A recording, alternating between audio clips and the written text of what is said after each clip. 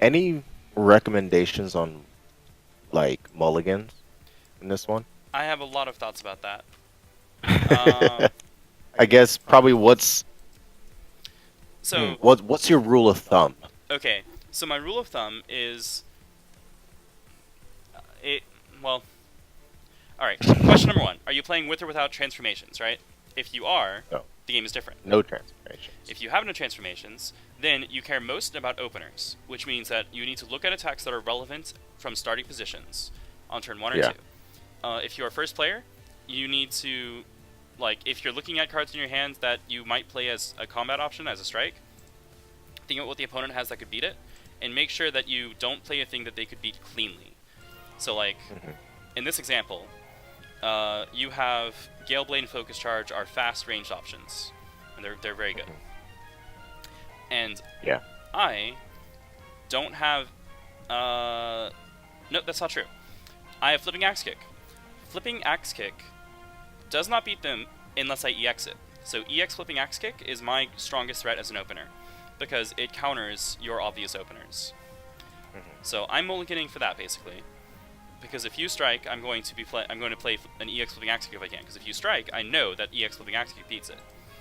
And you, in Hmm. turn, should look for EX attacks, partly because you're Zoe, so having a card in your discard pile is great. Hmm.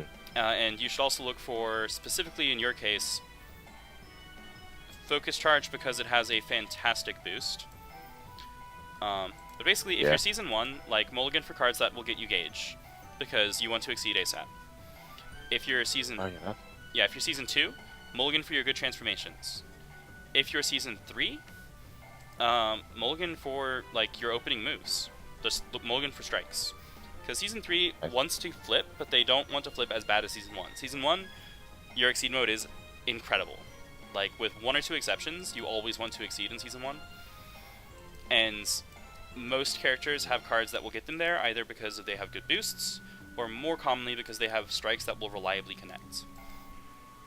But, like, the long and short of it is that the first part of Mulligan is thinking about openers. So look at what's relevant from starting positions at range 4.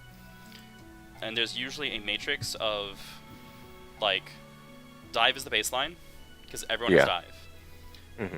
EX Yeah. dive is the thing that beats dive completely, cleanly, shuts it out, destroys it. There is a What? specific set of attacks that can beat EX dive. They're extremely rare. If you have them, learn that you have them, because they're very, very good. What'd you say? Beats EX or dive? Um, so here, I'm just going to show you that I have this, right? Yeah. So dive loses to EX dive, Mm-hmm. right? So EX dive loses to a category that is not common, but does exist. Sorry.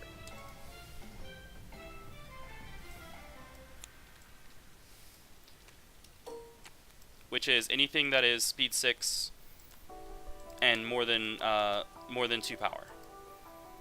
So Cyrus is just the Got it. first example, which is EX Arya that wins. Mhm. Notably, Cross also beats EX Dive, but a defensive Goes Cross back up. Yeah. also loses to this thing. So these options that are speed 6 or higher are monstrous. So for you, like as Zoe, EX Galeblade is by miles your strongest opener. It's basically Mhm. unbeatable for most characters. It's incredibly good. Notably, Chun-Li actually can beat it, but that's because Chun-Li is a Chun-Li. ranger, like or as a Yeah. zoner rather. She actually has options that work at all ranges. Mhm. But yeah, so like start at dive, look at the things that your opponent can do that you can do. If you're second player, you actually need to have an answer if your opponent strikes. So if you're second player, mulligan for an answer if your opponent strikes. Like know what you will play if your opponent strikes. And if the answer is wild swing, that's fine. But like know ahead of time. If you're first player, look for a strong opening, or think about if you're going to boost or if you're going to prep. But yeah, like I mulligan very aggressively, and it served me well in most of my games. This was in my hand. Mhm. And it comes down to like knowing how the opening matrix works, and what characters can threaten what, and what they want to threaten. Because I play Rimlis, for example, and Rimlis is terrifying. She's an extremely strong character. She's from Season 2. I think she's probably the strongest character in the game. Not many people agree with me on that, but I think she's amazing. And she can hit you for 6 from starting positions on turn 1 without moving. She has a ranged attack that blows you up. It loses to cross. In fact, every opener that Ramos has loses to cross, and this is very, very important. Because people need to learn that crossing out of an attack that has a high resource investment is a very, very good thing. Like, if I play EX Dive and you play cross, you win that strike. I just 2 for 1, Jim. Exactly. And I'm out a cross, or sorry, I'm the one playing EX Dive, right? So like, you're out a cross, but I'm out both copies of Dive, which means that I cannot counter any of your boosts that are important by teching them. And you'll never have a reason to be afraid of Dive. So like, this is significant. Okay. No, that's actually precisely what I was looking for with when I asked about a rule of thumb. Yeah, it's a bit more than a rule of thumb, but yeah. No, it's a tool rather than like saying, oh, you just being prescriptive. Being like, oh, you just do this, I mean, and then you win. For every character, there's a certain pattern that works for that. Zoe actually has the easiest mulligan in the world, in my opinion, because she has a card that says you can exceed on turn 2 if you get this in your opening hand, which is pretty much the best possible thing that could ever happen. So like, oh, that's right, because I could just spend force. That's right. Yeah, so this is you throw away your entire starting hand, but you end up with 3 gauge, and then turn 2 you exceed. And now that's terrifying. And you're just set for the rest of the game, basically. Yeah, like, you're in incredibly good shape. You're at your maximum threat potential for the rest of the game, and that's very, very good. But, like, most characters don't have that.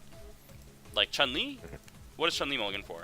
She mulligans for a thing that can answer her opponent's openers, and she probably mulligans for the speed boosts. So, head stomp, sweep, because it has light on it. And then, like, against Zoe, she mulligans for Kikoken and Spinning Bird Kick, because those are her answers to Zoe's ranged attacks. But like, there are, you know, you can figure out your own prescription for any character's mulligan, but the way to do it is to start by thinking about the openers. Gotcha. All right, I'm gonna go rechat because I'm sure they all disagree with what I was just saying. Yeah, take your time. Side. Draw 3.